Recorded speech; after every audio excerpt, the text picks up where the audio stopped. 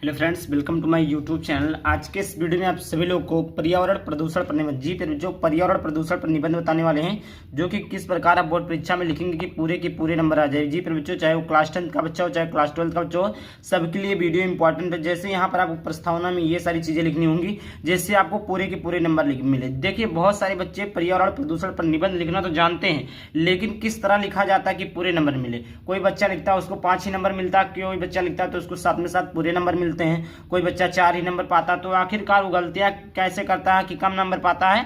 और मैं आज के इस वीडियो में ये भी बताने वाला हूं कि आप कैसे लिखेंगे कि पूरे के पूरे नंबर मिले।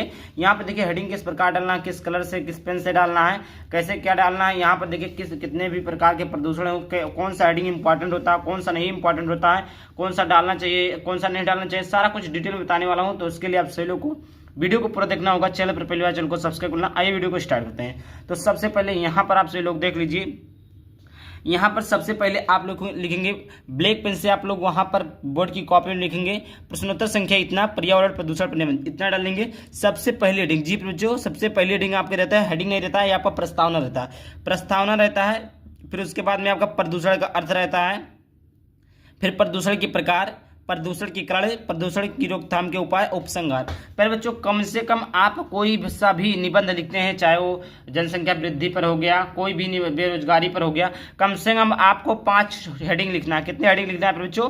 5 हेडिंग लिखना है, तभी आपको पूरे के पूरे नंबर मिलेंगे। अब यहाँ पर प्रस्तावना हो गया, प्रदूषण का अर्थ हो गया, प्रदूषण के प्रकार, 5 से अधिक लिख सकते हैं, कोई दिक्कत नहीं है। बस 5 से कम हेडिंग ना हो और 200 शब्दों से कम भी ना हो, 250 कम से कम, 250 से कम तो हो ही ना, 400, 300, 350, 500 तक भी लिख सकते हैं। तो यहाँ पर देखिए, और लिखना ये नहीं है कि पूरा ऐसा पेज भर दें, हेडिंग टू हेडिंग होना चाहिए, लाइन टू लाइन होना चाहिए, तब आपको पूरे के पूरे नंबर मिलेंगे। अब ऐसे आप लिख देंगे, ये सब डालेंगे नहीं, एक साथ पूरा ऐसे लिखते चले जाएंगे तो वहां पर आपको पूरे नंबर नहीं मिलेंगे। जब ऐसे आप हेडिंग डालेंगे, हेडिंग वाइज लिखते जाएंगे, तो इसको पता चलेगा प्रदूषण का अर्थ ये, इतने चीजों में ये चीजें के बारे में लिखा गया, ये चीजें, तो आपको पूरे नंबर मिल जाएंगे। और आप ऐसे पूरे थ्योरी टाइप लिखते चले जाएंगे तो आपको नंबर कट जाएंगे, मिलेंगे लेकिन कुछ ही नंबर मिलेंगे आपको। तो इसी प्रकार आपको लिखना, कम से कम 5 हेडिंग डालना है, और ज्यादा से ज्यादा आप 5 से अधिक भी डाल सकते हैं। जो मैंने बताया ये चीजें अगर आप याद कर लेते हैं तो काफी ज्यादा नंबर आपको मिलेंगे। आइए देखते हैं प्रदूषण का अर्थ आखिरकार होता क्या है। प्रदूषण का अर्थ का मतलब हो गया आखिरकार प्रदूषण है क्या, प्रदूषण से कैसे क्या होते, सारा कुछ यहाँ पे देखिए। स्वच्छ वातावरण में, स्वच्छ वातावरण में ही जीवन का विकास संभव है। जब वो अभी मैं समझाऊंगा एकदम लैंग्वेज, जो लो लैंग्वेज में समझाऊंगा, गांवटी भाषा में समझा दूंगा, आपको याद हो जाएगा।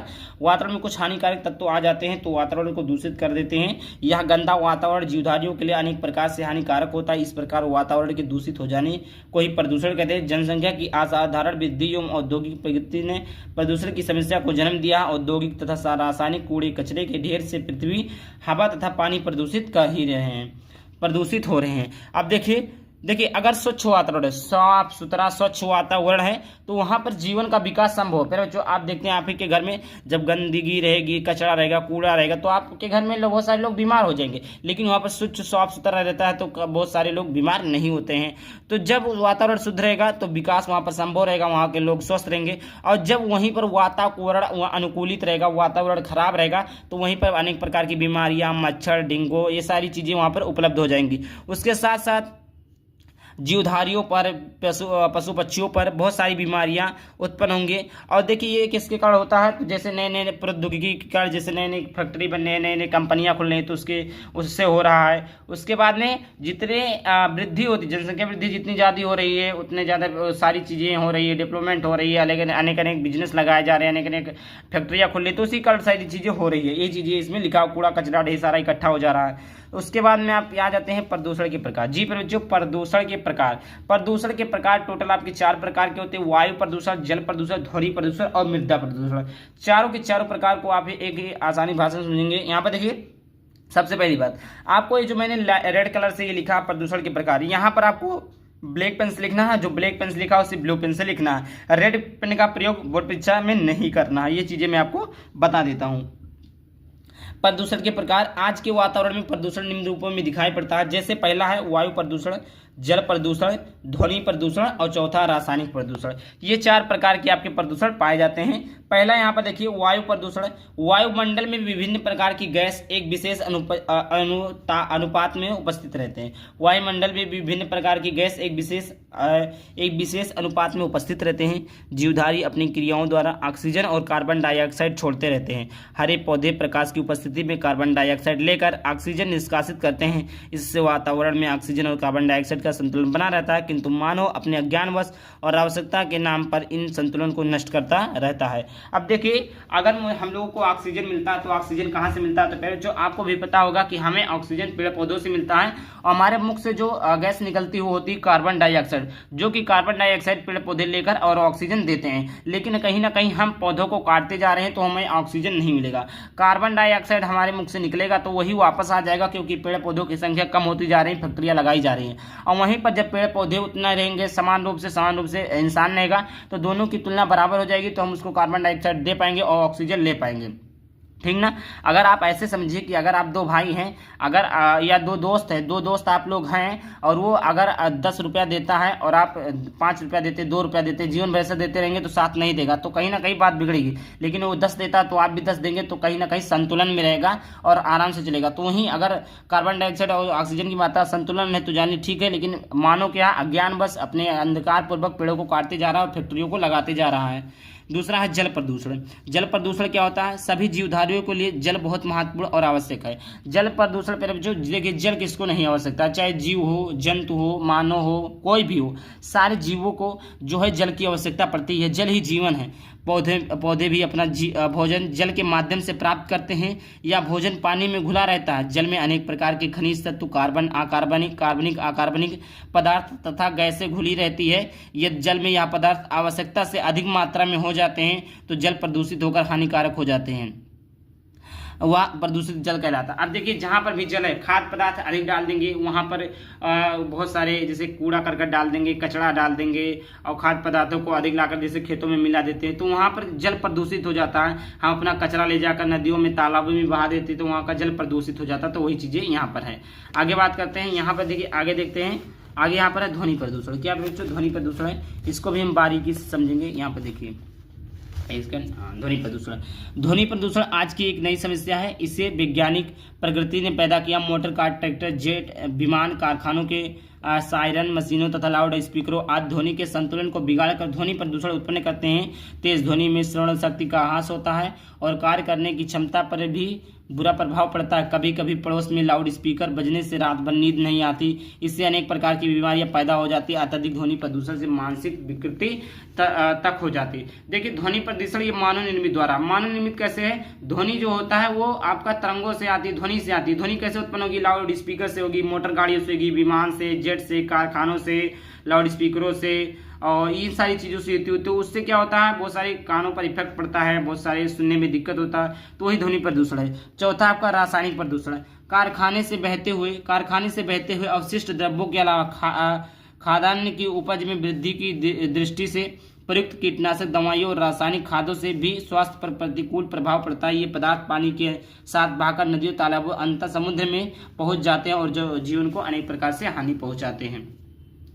इसको हम मृदा प्रदूषण भी कहते हैं। ठीक। प्रदूषण के कारण। प्रदूषण किन कारणों से उत्पन्न होता है तो ये भी देख लेते हैं। प्रदूषण के कारण क्या है? पर्यावरण प्रदूषण का सबसे बड़ा कारण विश्व की जनसंख्या में तेजी से होने वाली वृद्धि है। विश्व की जनसंख्या आज सुरसा की भांति अपना मुंह फैलाती जा रही है। जनसंख्या में जिस तेजी के साथ विस्तार होता जा रहा है उतनी ही तेजी से आदमी की सुविधाओं में ह्रास होता जा रहा है। रहने के लिए स्थान की भारी कमी हो रही, खाने के लिए संतुलन भोजन उपलब्ध होना कठिन हो गया। देखिए, प्रदूषण के कारण क्या है? प्रदूषण की सबसे जो मुख्य भूमिका है या मुख्य मान लीजिए कारण है वो है जनसंख्या वृद्धि। जनसंख्या वृद्धि अधिक होने के कारण लोग बेरोजगार हो रहे हैं, खाने के लिए तरस रहे हैं, रहने के लिए तरस रहे हैं, उनको रोजगार नहीं मिल रहा, उनको वो सारी चीजें फैसिलिटी नहीं उपलब्ध नहीं हो रहा। क्यों? क्योंकि जनसंख्या वृद्धि अधिक हो रही। जहाँ पर जनसंख्या कम रहेगा तो सारी चीजें संतुलन में हो जाएगी। इस पर भी सरकार को भी ध्यान देना चाहिए। पर्यावरण प्रदूषण का क्या है? यहाँ पर पर्यावरण प्रदूषण के कारण हो गया। ये पर्यावरण प्रदूषण के रोकथाम के उपाय हैं। यहाँ पर आप हेडिंग डाल दीजिए, पर्यावरण प्रदूषण के रोकथाम के उपाय। पर्यावरण प्रदूषण के रोकथाम, हेडिंग पूरा नहीं डाला गया है, रोकथाम के उपाय। रोकथाम के उपाय, ये चीजें। तो प्रदूषण को दूसरा बड़ा कारण विज्ञान है। विज्ञान के आविष्कारों जहां मानव जाति के लिए वरदान स्वरूप सिद्ध हुए हैं, वहीं उनसे मानव का भयंकर अहित भी हुआ। विज्ञान ने विभिन्न वस्तुओं के उत्पादन के लिए अनेक मशीनों का निर्माण किया है। इन मशीनों को चलाने के लिए ईंधन के रूप में पेट्रोल, डीजल, कोयला, लकड़ी, तेल आदि का उपयोग किया जाता है। कारखानों की ऊंची ऊंची चिमनियों से दिन रात निकलने वाले धुएं की अपार राशि सारे वातावरण को दूषित करती रहती है। धुएं से सारा वातावरण कालीमय दिखाई देता है। इसके साथ ही इन कारखानों से निकलने वाला दूषित जल जहां भी जाकर स्वच्छ जल में मिलता है, वहां का जल विषाक्त हो जाता है। बड़ी बड़ी नदियों में जहां जहां ऐसे कारखानों का जल मिलता है, वहीं बड़ी दूर तक नदियों का जल विषाक्त हो जाता है। उनमें कोई जीव जंतु जीवित नहीं बच पाता है।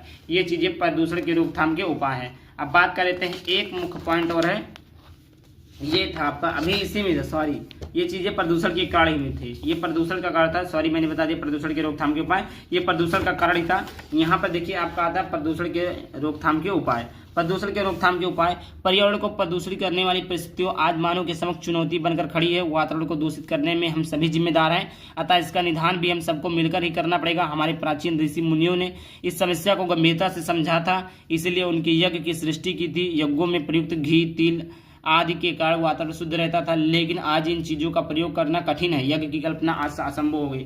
फिर बच्चों, यज्ञ की कल्पना क्यों असंभव हो गई? क्योंकि आजकल के जितने भी खाद्य सामग्री आ रही, जितने भी पदार्थ, जितने भी वस्तुएं, जितनी भी चीजें आ रही, कहीं ना कहीं सब में मिलावट हो रहा, शुद्ध नहीं है, तो इसीलिए यज्ञ करना भी असंभव है। ऋषि मुनियों के समय वो सारी चीजें स्थिर थी। इस समस्या पर नियंत्रण के लिए सबसे प्रथम उपाय तो यह है कि बढ़ती हुई जनसंख्या पर नियंत्रण किया जाए। सीमित जनसंख्या से रहने से पर्यावरण दूषित होने की संभावना कम रहेगी। साथ ही अधिक से अधिक वृक्षारोपण भी पर्यावरण को स्वच्छ बनाने में मदद करता है और उस जगह का वातावरण भी सुंदर होगा। नदियों के पानी को प्रदूषण से बचाने के लिए हमें उस जल में मृत जीवों अथवा शवों को प्रवाहित नहीं करना चाहिए। धुआं रोकने के लिए यह सुगम उपाय है कि कल कारखानों ऐसे स्थानों पर लगाए जाए जहां जनसंख्या अधिक न हो। उपसंहार की बात कर लेते हैं। उपयुक्त उपायों से हम वातावरण को शुद्ध बनाए रख सकते हैं। पर्यावरण प्रदूषण की समस्या सारे विश्व में है, इससे कोई भी देश या क्षेत्र बच नहीं सकता, अतः इस समस्या को सामूहिक रूप से सुलझाने का प्रयत्न करना चाहिए। शासन द्वारा इस दिशा में जो प्रयास किए जा रहे हैं, उनमें हमें भी पूरा सामर्थ्य के साथ सहायता करनी चाहिए। हम गरीब देश और प्रदेश के निवासी पर्यावरण प्रदूषण के महंगे कार्यक्रमों पर चलना हमारे लिए सरल नहीं है। यदि इन कार्यक्रमों के उत्पादन पक्ष का समावेश कर लें तो फिर हमारे लिए वह भी सुगम हो जाएगा। ये आपका था निबंध। और इसी प्रकार पर बच्चों हमारे पास बहुत सारे निबंध, जो भी टॉपिक का कहेंगे, जो भी टॉपिक रहेगा, चाहे व्याकरण का, हिंदी का हो, सारे टॉपिक पर वीडियो बनाया जाएगा। चलिए मिलते हैं किसी टॉपिक के साथ। तब तक बाय बाय, थैंक यू, जय हिंद, जय भारत, वंदे मातरम।